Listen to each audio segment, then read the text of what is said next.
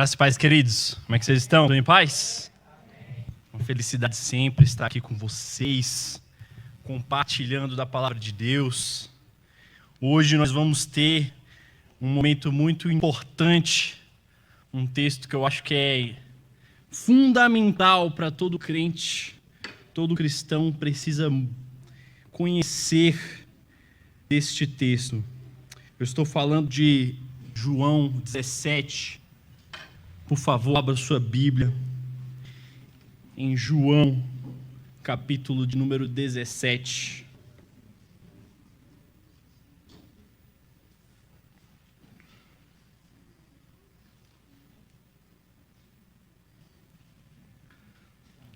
Queridos, esse texto para mim é muito especial porque ele tem sido um motivo de felicidade para mim, mas também me aterrorizado por muitos anos, porque, vou ser sincero com vocês, eu tenho dificuldade de entendê-lo. Até por isso foi uma pregação muito difícil de fazer, porque eu vou falar sobre um texto que eu mesmo tenho várias dúvidas. Mas isso faz parte na caminhada cristã. A gente vai aprendendo um pouco mais. Eu tenho fé que hoje você vai aprender um pouco mais sobre este texto que é fundamental. Eu acho que na nossa vida cristã nós temos alguns momentos em que nós aprendemos textos que são realmente impactantes.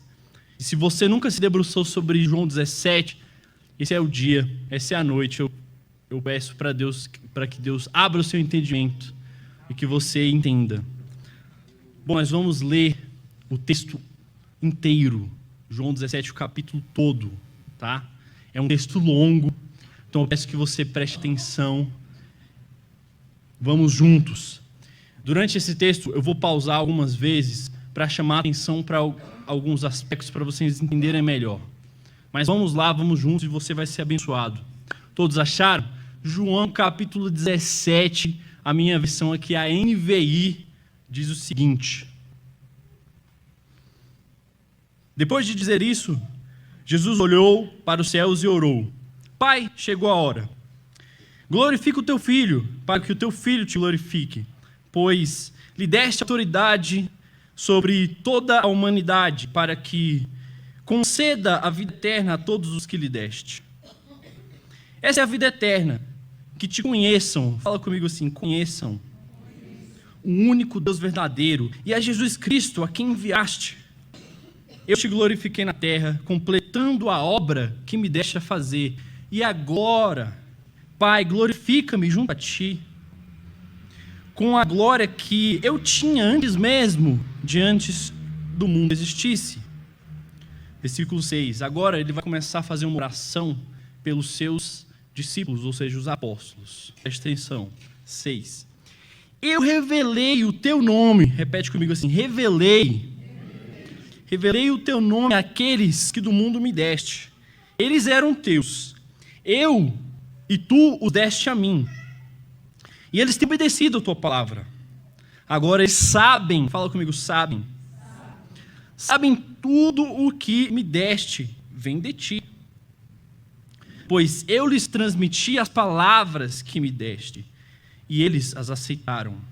Eles reconheceram, fala comigo, reconheceram de fato que eu vim de Ti e creram que me enviaste. Eu rogo por eles. Não estou orando pelo mundo, mas para aqueles que me deste, pois são Teus. Tudo que tenho é Teu, e tudo que tens é meu, e tenho sido glorificado por meio deles. Eu ficarei no mundo, mas eles ainda estão no mundo. Eu vou para Ti. Pai Santo, protege-os em Teu nome, o nome que me deste, para que sejam um, assim como nós somos um. Enquanto eu estava com eles, eu os protegi e os guardei no nome que me deste. Nenhum deles se perdeu, a não ser aquele que estava destinado à perdição, para que se cumprisse a Escritura. Agora eu vou para Ti. Mas digo estas coisas enquanto ainda estou no mundo, para que eles tenham a plenitude da minha alegria. Dê-lhes a Tua palavra, e o mundo as odiou, pois eles não são do mundo, como eu também não sou. Não rogo para que os tire do mundo, mas para que os proteja do maligno. Eles não são do mundo, como eu também não sou. Santifica-os na tua verdade. A tua palavra é verdade. Assim como me enviaste ao mundo, eu os enviei ao mundo. Em favor deles eu me sacrifico, para que também eles sejam santificados pela verdade. Versículo 20. Agora ele começa a orar por todos os cristãos. Ele orou aqui pelos discípulos. Agora ele faz uma oração para todos os cristãos que vão vir depois. 20. Minha oração não é apenas por eles. Eu rogo também por aqueles que crerão em mim no futuro, por meio da mensagem deles. Para que todos sejam um com o Pai, como tu que estás em mim e eu em ti. Que eles também sejam em nós, para que o mundo creia que tu me enviaste. Dê-lhes a glória que me deste, para que eles sejam um, assim como nós somos um. Eu neles e tu em mim.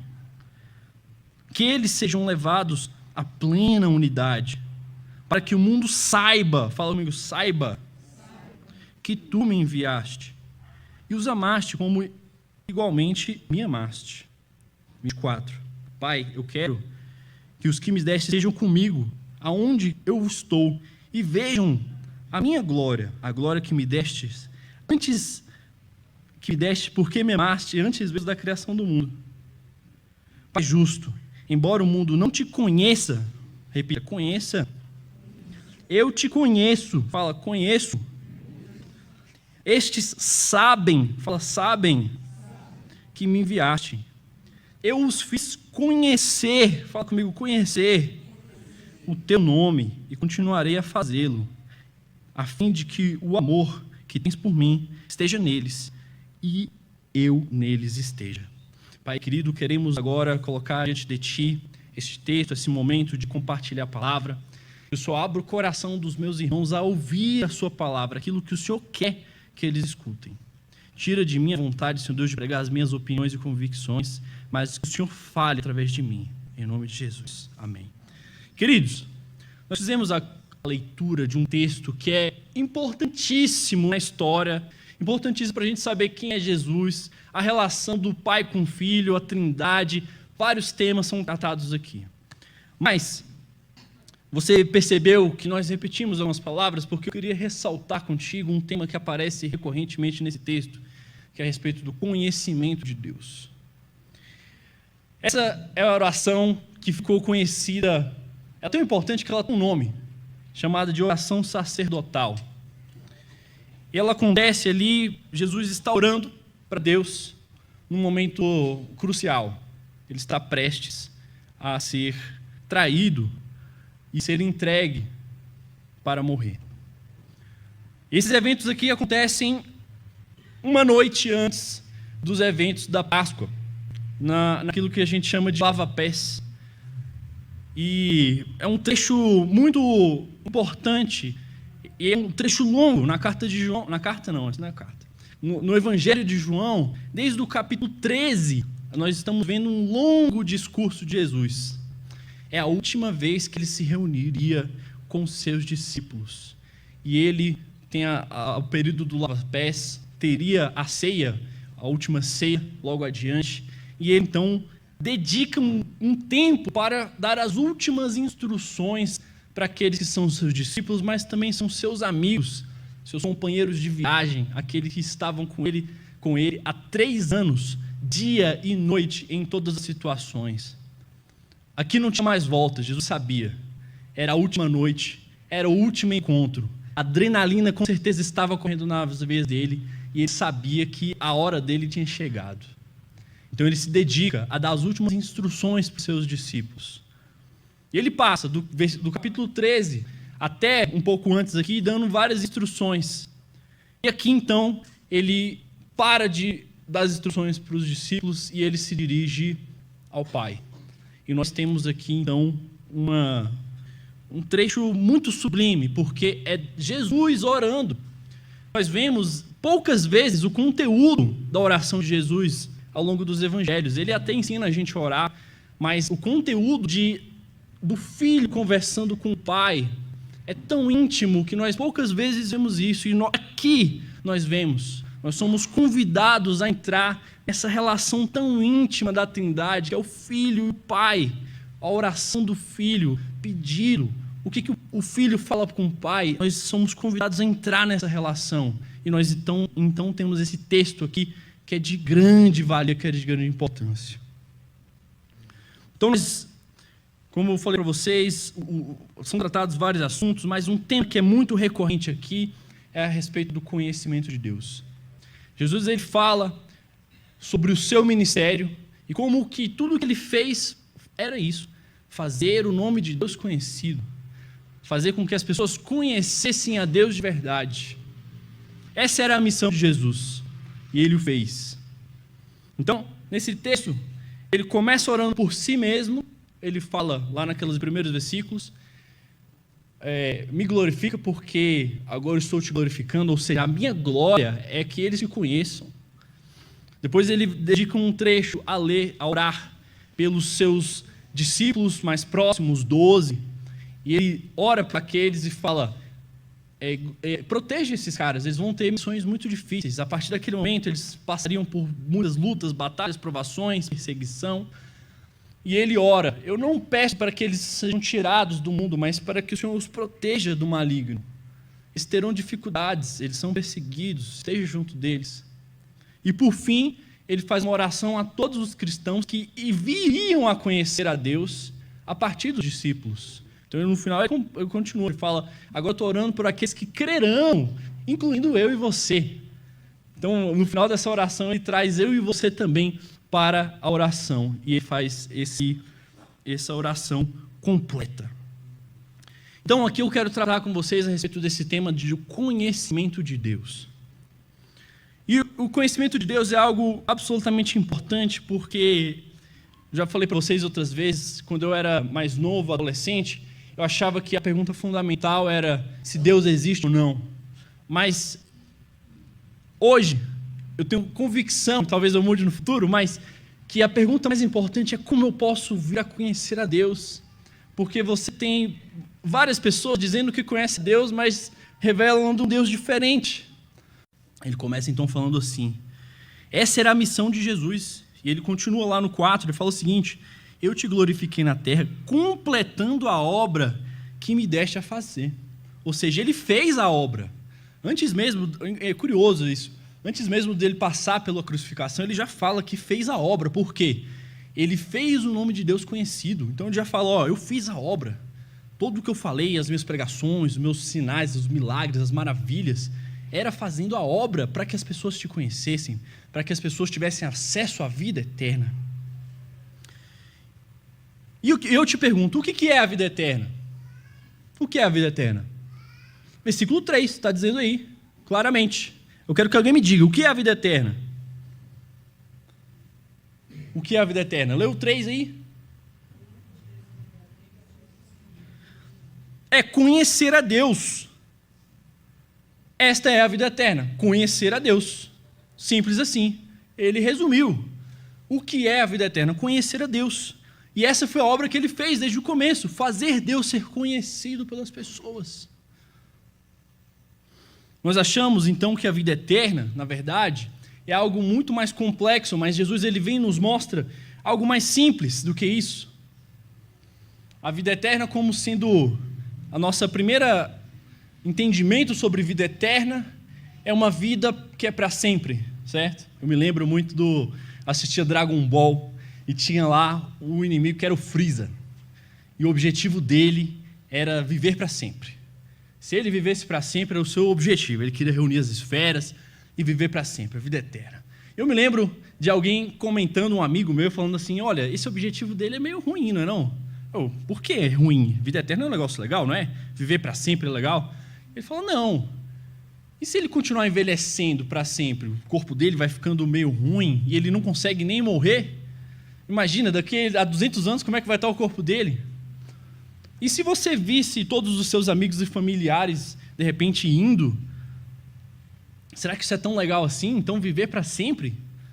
Isso foi algo que me fez pensar bastante. Viver para sempre. E olha, a vida eterna, como Jesus coloca aqui, não é exatamente viver para sempre. A grande questão aqui não está no eterno, mas está na vida. A vida eterna não é uma questão de quantidade, é uma questão de qualidade. Até porque a eternidade todos nós vamos experimentar. Só que alguns vão experimentar a vida eterna e outros vão experimentar a morte eterna, infelizmente. Portanto, o grande foco da vida eterna não é a eterna, é a vida. E é a qualidade dessa vida. Portanto, a vida eterna não é quantidade de vida, é qualidade de vida. Você pode ter uma vida com muitos anos, mas ela ser infeliz. A vida eterna não é isso, você viver muitos anos e viver infeliz. Não, é você viver em abundância de vida. Jesus ele fala em João 10,10, ele fala o seguinte: eu vim para que tenham vida, e vida em abundância. Ou seja, vida eterna é vida em abundância, é vida em qualidade. E assim era desde sempre. Era essa a ideia que Deus tinha desde o início da criação. Vida eterna, vida em abundância. Adão, ele passeava e ele conhecia a Deus. E ele tinha vida em qualidade, vida em abundância. Ele desfrutava disso. Então nós tivemos os efeitos do pecado que nos tiraram. Não somente a questão da quantidade, mas também da qualidade. E como então Jesus ele concede essa vida eterna? Olha como ele trata aqui nesse texto a questão da vida eterna. Ele considera que ele fez a obra, ele considera que ele cumpriu a obra de Deus, como? Fazendo Deus ser conhecido. Afinal, ele mesmo disse, o que é a vida eterna? É conhecer a Deus. Então ele fazia Deus ser conhecido. Simplesmente isso. Olha o versículo 3, ele fala o seguinte: esta é a vida eterna, que te conheçam, o único Deus verdadeiro, e a Jesus Cristo, a quem enviaste. Que conheçam a ti, o Deus verdadeiro, o Pai e a Trindade, todos nós juntos, e Jesus Cristo, eu, que fui enviado para fazer essa missão. E lá no finalzinho, no versículo 26, ele também fala sobre isso, ele fala o seguinte, ele conclui lá falando assim, eu os fiz conhecer o seu nome. Ou seja, a missão de Jesus de dar a vida eterna às pessoas era o quê? Fazer o nome de Deus conhecido. Fazer com que as pessoas conheçam a Deus. Queridos, é por isso que o Evangelho é boa notícia. O Evangelho é uma notícia a princípio. Qual é essa boa notícia? De que Jesus salva, de que Ele é Filho de Deus, de que Ele renasceu, de que podemos ter acesso à vida eterna. É uma notícia o Evangelho. Levar o Evangelho é anunciar uma boa notícia, é fazer com que este fato seja conhecido. Alguém uma vez falou o seguinte, que o Evangelho é um mendigo falando para outro aonde ele encontrou o pão. O cara faminto, ele fala para o outro, olha, eu encontrei pão ali. Conheça aquele lugar que dá pão. Ou seja, o Evangelho é isso. Essa boa notícia, essa boa nova, de fazer Deus conhecido, fazer Cristo ser conhecido. Portanto, evangelizar é simplesmente isso, fazer com que Deus seja conhecido. Essa era a obra que Jesus fez, essa era a obra que ele instruiu os discípulos a fazerem, e essa é a obra que ele espera que nós façamos hoje, que nós façamos o nome de Deus ser conhecido. Isso é a vida eterna.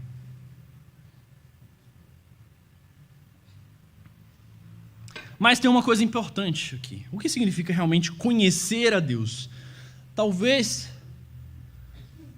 nós tenhamos entendimentos diferentes do que é conhecer a Deus. Porque hoje, na nossa sociedade, conhecer é obter informação. É saber saber o máximo a respeito daquilo. Isso é conhecer a Deus. Mas para o povo hebreu, naquela época, conhecer era uma coisa muito mais íntima, muito mais a respeito de uma experiência, de experimentar. Se você convidar, por exemplo, um ocidental, ou seja, nós, que moramos no Ocidente, você pergunta, você está lá na sua casa, você construiu uma piscina na sua casa, você está todo orgulhoso com ela, chamou um amigo lá, e você pergunta para ele, venha conhecer minha piscina.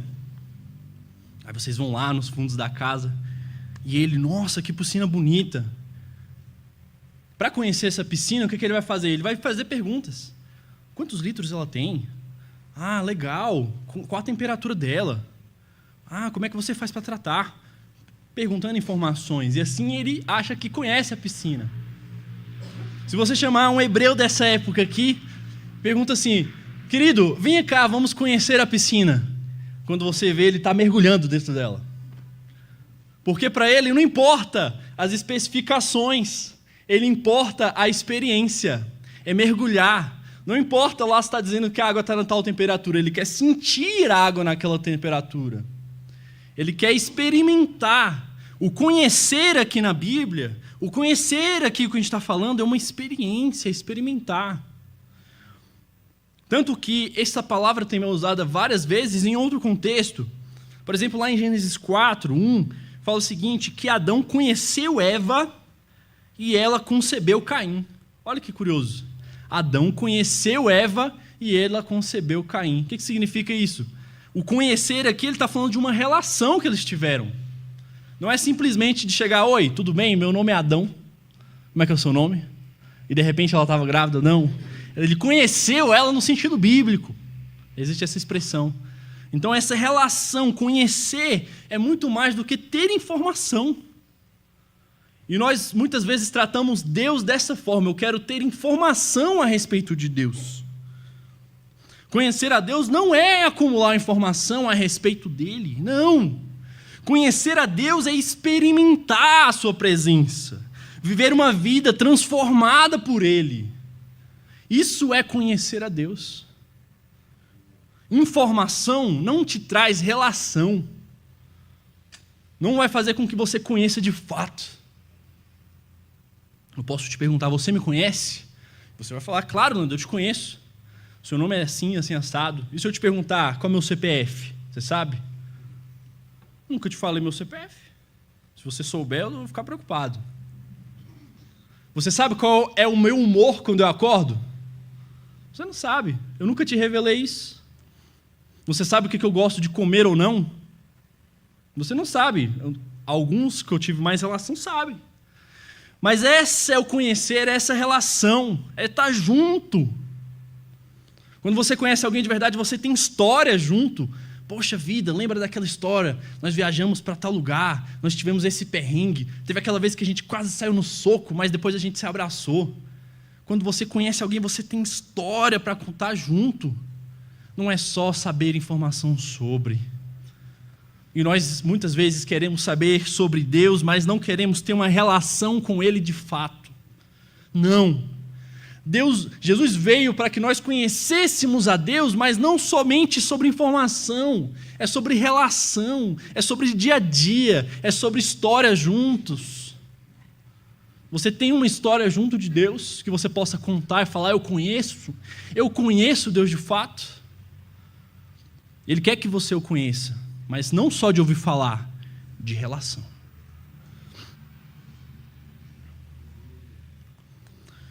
E como nós podemos conhecer a Deus?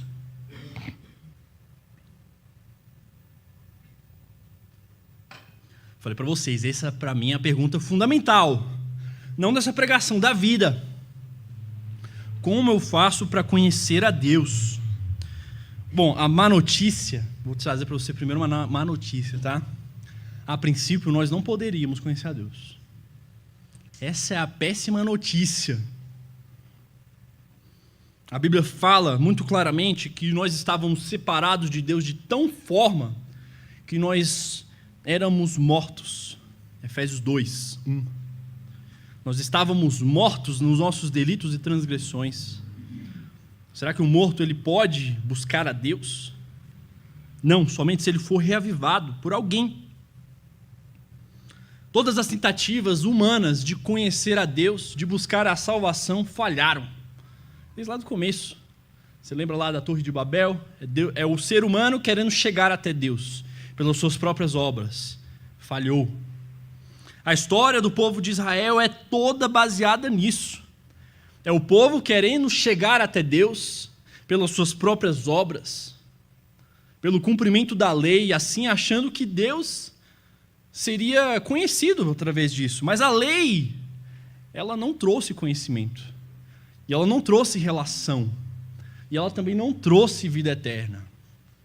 O povo estava interessado em cumprir a lei à risca, mas eles não estavam interessados em ter um coração contrito. Tanto que, tempos depois, Jeremias, ele fala o seguinte, Jeremias 6,6, não precisa abrir.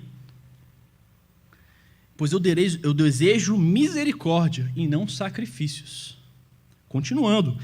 Conhecimento de Deus ao invés de holocaustos. Essa segunda parte a gente passa batido. Desde o começo, o que Deus queria é que nós o conhecêssemos. E o povo entendeu o quê? Eu preciso cumprir a lei certinho. Então eles cumpriam. Tem que fazer um sacrifício de um animal assim, assado, nesse dia, nessa data, essa festa. Então eu estou tudo bem com Deus. Aí o cara ia lá, pecava, tocava o horror, tratava mal a família, falava barbaridades. Mas lá no templo ele estava certinho. Uma vez por ano ia lá e oferecia um sacrifício. Estou cumprindo a lei. Não é isso? Não é isso? E Jeremias fala, não quero o sacrifício. Eu quero misericórdia. Eu quero um coração contrito. Eu prefiro conhecimento ao invés desses holocaustos. O holocausto é o sacrifício de animal. Conhecimento de Deus ao invés de holocausto, ou seja, aquele sacrifício de animal não poderia gerar relação, não poderia gerar conhecimento de Deus, não poderia gerar vida eterna. E o homem constantemente falhou ao buscar Deus. Mas a boa notícia, queridos, é que isso não ficou assim. Nós vemos aqui nesse texto que Jesus nos dá acesso a Deus. Por meio de Jesus nós podemos conhecer a Deus. Amém. No versículo 25 ele fala o seguinte, desse texto que nós estamos lendo. Pai justo, embora o mundo não te conheça, eu te conheço. E estes sabem que me enviaste. É por isso que a salvação vem pela fé. Nós não poderíamos ver a Deus, mas nós podemos ver quem conhece Deus. Nós não poderíamos conhecer Deus de fato, mas nós podemos conhecer aquele que veio revelar a imagem de Deus. Então tudo que eu posso fazer é ter fé. É fé naquele que veio, fé naquele que foi enviado, fé naquele que pregou sobre Deus, porque ele conhece o caminho. Nós não sabemos o caminho, mas nós sabemos quem conhece o caminho. E a gente pega na mão dele e vai. Jesus, então, ele é essa conexão, esse elo que nos faz conhecer a Deus. Ele é a imagem do Deus invisível. Eu preguei outra vez aqui sobre isso. Colossenses 1. Ele é o próprio Deus encarnado. Você olha para o Pai. Se você quiser olhar para o Pai, você olha para Cristo. Ele fala isso em João 14. Quem vê a mim, vê o Pai. Um discípulo perguntou para ele, Jesus, como é que podemos fazer para ver o Pai? Ele fala assim, olha para mim. Porque eu sou a imagem do Deus invisível. Eu posso fazer você conhecer a Deus. Olha para mim, olha para Cristo. Isso fica muito claro, muito evidente em Hebreus 1. Enzo, por favor, bote aí. Hebreus 1:1. Não precisa abrir, você vai ler aqui comigo.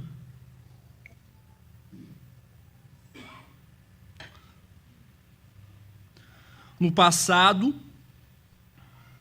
há muito tempo, Deus falou muitas vezes, de várias maneiras aos nossos antepassados,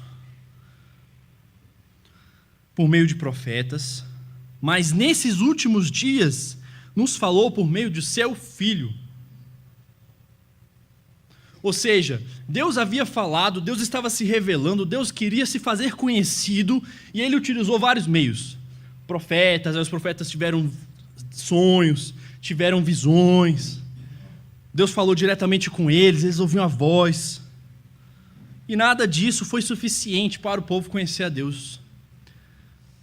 Então ele fala, mas nestes últimos dias ele nos falou pelo seu Filho.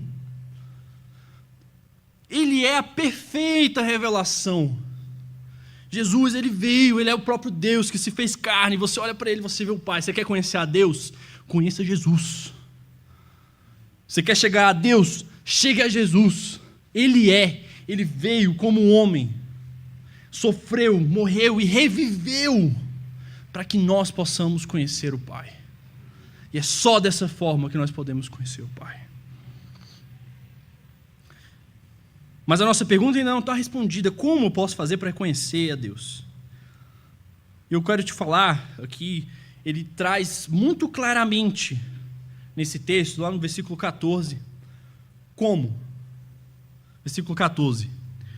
Eu lhes dei a tua palavra. Como é que Jesus fez para que as pessoas conhecessem a Deus? Eu lhes dei a tua palavra. Pulando para o versículo 17. Santifica-os na verdade. A tua palavra é a verdade. Ou seja, a forma com que a qual Jesus disse que nós podemos conhecer a Deus é através da palavra de Deus. O que Jesus veio fazer é dar a palavra de Deus, ela foi registrada, e nós hoje podemos conhecer a Deus pela palavra de Deus. A sua Bíblia que você está segurando aí agora, ele é o método melhor para você conhecer a Deus, para conhecer a Cristo, é isso que você está segurando agora aí, a sua Bíblia, a palavra. E Jesus fala, santifica-os na verdade. A tua palavra é a verdade, ou seja, a santificação, a forma com que você vai buscar ser mais parecido com Cristo, buscar a santidade é conhecendo a palavra. Você precisa conhecer a palavra. Ela registra todos os atos de Cristo, registra suas intenções, suas palavras, sua oração, como estamos vendo aqui agora. É assim que você vai conhecer a Cristo. Não existe vida cristã sem conhecer a palavra de Deus. Não existe. E hoje nós vivemos uma época em que os crentes não sabem nem achar um livro na Bíblia. Eu acho vergonhoso. Você fala um livro, o cara não sabe nem achar. Não sabe nem se é no Novo ou no Antigo Testamento. Falta de familiaridade com a palavra. Falta de conhecimento. Falta de relação com a palavra. Esta é a principal forma de conhecer a palavra de Deus, de conhecer a Deus pela palavra de Deus. Mas também nós podemos conhecer pelas experiências pessoais. E nós temos várias formas, várias experiências que você pode ter para conhecer a Deus melhor. E essas experiências, eu vou citar algumas delas, o jejum, a oração, o seu momento de oração íntima, tanto individual quanto comunitária, você está aprendendo a respeito de Deus. Você se ajoelha, ora, sozinho. Você vai aprender a respeito de Deus. Ou a oração comunitária também. Queridos, eu não vejo a gente praticar muito isso, mas a gente aprende muito ouvindo a oração. Quer ver? Alguém já te parou assim para te ensinar? Tem que orar assim, assim, assado? É raro acontecer isso. Como nós aprendemos a orar geralmente? É ouvindo. Então o pastor vem aqui, ora, você ouve e aprende como ele ora. A gente está num círculo de oração, alguém chama e ora e você ouve, você aprende. Você aprende como ele ora, as palavras que ele usa, quais temas que ele está falando. Você aprende a partir de Deus a partir do seu irmão orando também. Ou seja, a oração comunitária, quando vocês estão todos juntos orando. Ouça aqueles que são mais experientes na fé, você vai aprender. Eu sempre falo isso, quando tem uma oração na Bíblia, presta atenção. Paulo parou para orar, João parou para orar, Jesus parou para orar, você vai aprender. Então, quando seu pastor estiver orando, ouça, você vai aprender. Pessoas mais velhas na fé estiverem orando, ouça, você concorde, entre na oração junto, você vai aprender a respeito de Deus também. Um momento de adoração, nós acabamos de ter um momento do louvor, um momento de adoração, você pode conhecer a Deus também. Deus vai falar contigo, Ele vai te tocar, você vai conhecer através das letras, você vai conhecer através do ministro que veio aqui, se preparou, para trazer uma palavra para você, e você vai conhecer também as letras das músicas, os temas que são falados, são cantados, e o seu momento de individual ali com Deus também. Momento de aprender de Deus. A meditação na palavra. É curioso isso, porque nós hoje associamos a meditação com uma técnica muito oriental, né, daquele esvaziamento, mas dentro da tradição cristã, durante séculos, foi praticado a meditação de outra forma, a meditação na palavra, que é você ler a palavra e ficar em silêncio, meditando, degustando. A gente lê a palavra, sai rapidamente, não presta atenção no que foi falado, não presta atenção no que foi escrito. A meditação é uma forma importantíssima de você ficar em silêncio e ouvir a Deus, pensar naquilo que foi lido. E também as nossas ordenanças. A Santa Ceia, que vamos fazer já, é uma forma de você aprender. Fala-se que nós acreditamos como Igreja de Cristo na presença de Cristo. Ele está presente, você vai aprender. Um momento memorial, você aprende. Não faça de qualquer forma. E no batismo também, sabia? Muitas vezes a gente não tem o costume de participar do batismo de outras pessoas, a não ser que sejam nossos familiares, mas ali você vê uma expressão genuína de fé, e a gente quer que aquela pessoa, ao descer as águas, ela nasce como uma nova criatura. É um momento que você vai aprender com a fé daquela pessoa, vai aprender com o momento que está acontecendo, com a comunhão dos irmãos que estão ali presentes.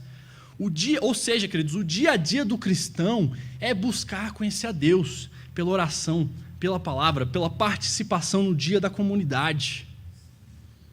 Você precisa buscar conhecer a Deus no seu dia a dia. Isso é uma tarefa para a vida inteira. Você vai passar a sua vida inteira fazendo isso. Buscar conhecer a Deus. Ou seja, nós conhecemos a Deus através da sua palavra e das experiências que nós temos na comunidade também.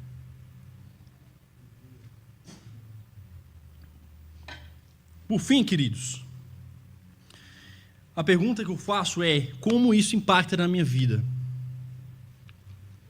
O que isso muda na minha vida se eu conheço ou não a Deus? Muda completamente. Muda completamente. Mas só causa um impacto para aqueles que realmente conhecem a Deus. Só para aqueles que realmente conhecem a Deus. Você vê que aqui Jesus, nesse texto, ele faz uma oração, ele faz uma coisa muito interessante, que ele ora, ele fala o seguinte: eu oro pelos aqueles que você me deu, eu não estou orando pelo mundo inteiro. Difícil de entender, eu sei, mas entenda o seguinte: ele está orando aqui pelos que são seus, ele ora pelos crentes, ele ora para aqueles que creem, ele ora para aqueles que têm um relacionamento com Deus. Para você ser impactado, você tem que fazer parte desse grupo.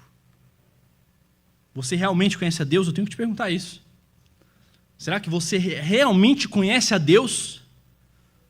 Não só de ouvir falar, mas de experiência. Há pessoas que acham que conhecem a Deus, mas de fato nunca o conheceram. Infelizmente, existem ouvintes da palavra que nunca quiseram ser praticantes.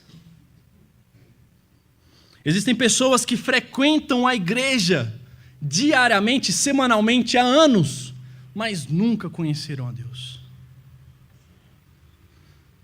Jesus fala o seguinte: nem todos aqueles que dizem Senhor, Senhor, entrará no reino dos céus.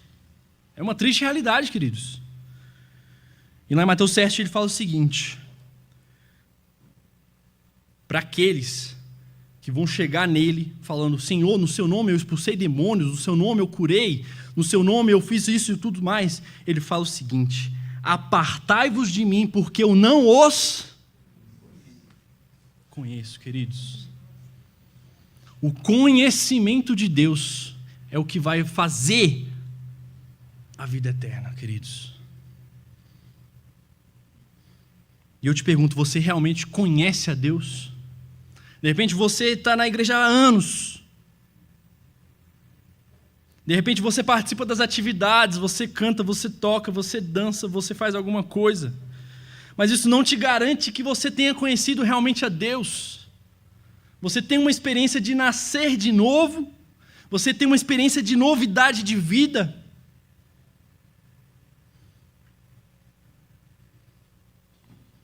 É tempo, querido, de nascer de novo, de conhecer. Ele está presente, Ele está acessível para que nós o conheçamos.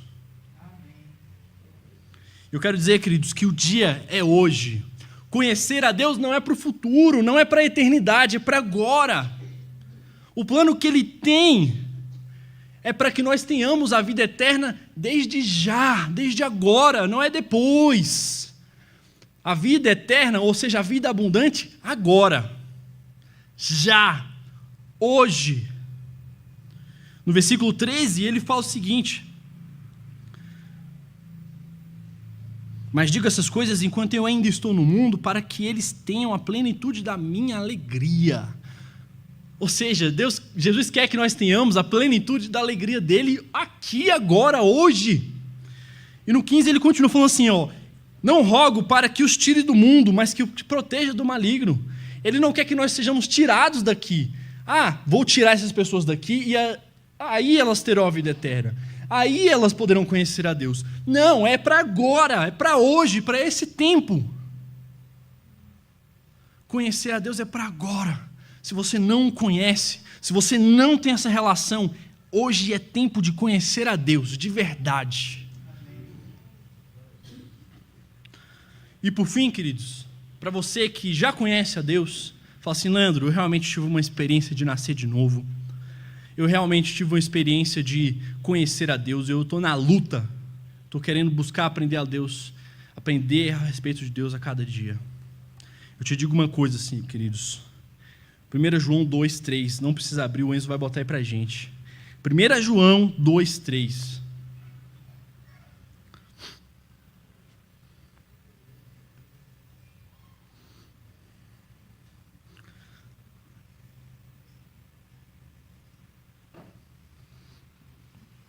Sabemos que o conhecemos se obedecemos os seus mandamentos. Aquele que diz, eu o conheço, mas não obedece aos seus mandamentos é mentiroso. E a verdade não está nele. Sabemos que o conhecemos se obedecemos aos seus mandamentos. Queridos, você conhece a Cristo? Você conhece a Deus? Obedeça aos seus mandamentos. Não há outra forma. Há mudança de vida. Não tem como permanecer o mesmo. Não tem como permanecer igual. Não tem como ser igual a todas as outras pessoas. Você conhece a Deus, você é diferente. Você tem um relacionamento com Ele, você obedece, você segue. Você mostra uma atitude diferente de todas as pessoas. Busque a Deus diariamente, querido. Não se conforme com o que você já tem hoje, mas busque conhecê-lo dia após dia. Leitura bíblica, oração, jejum, louvor, disciplinas bíblicas, falamos sobre isso no passado inteiro. Não tem como, queridos, você ter uma vida cristã à parte disso. Não tem como conhecer a Cristo sem se dedicar a conhecê-lo, sem se dedicar à palavra, sem se dedicar à oração, sem se dedicar a uma vida de conhecimento, de intimidade com Deus. Agora eu quero que nós oremos e que você ore e que você chegue a conclusões próprias, objetivas. Como você vai fazer para conhecer a Deus melhor? Quais atitudes você vai tomar na sua vida hoje para conhecer a Deus? Se é a palavra, que leia. Quando você vai ler? Que horas que você vai tirar do teu dia? Se é oração, quando você vai orar? Mas você não pode permanecer à parte.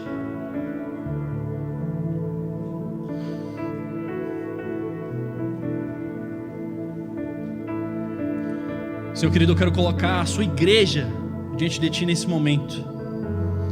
Queremos Te conhecer. É o Seu desejo para nós. Nos ajuda, Deus, porque as tentações do mundo nos afastam de Ti. As obrigações do dia a dia nos colocam longe de Ti. Mas nós queremos ter uma relação. Nós queremos Te conhecer não por ouvir, mas por se relacionar. Ajuda meus amigos a encontrar momentos no dia a sós contigo, momentos de dedicação à palavra, momentos de dedicação à oração. E quando estivermos juntos, reunidos para Te celebrar, que nós possamos conhecer, levar a sério cada momento de louvor, de ceia, de oração. Nos ajude, Deus, e ajude os meus irmãos.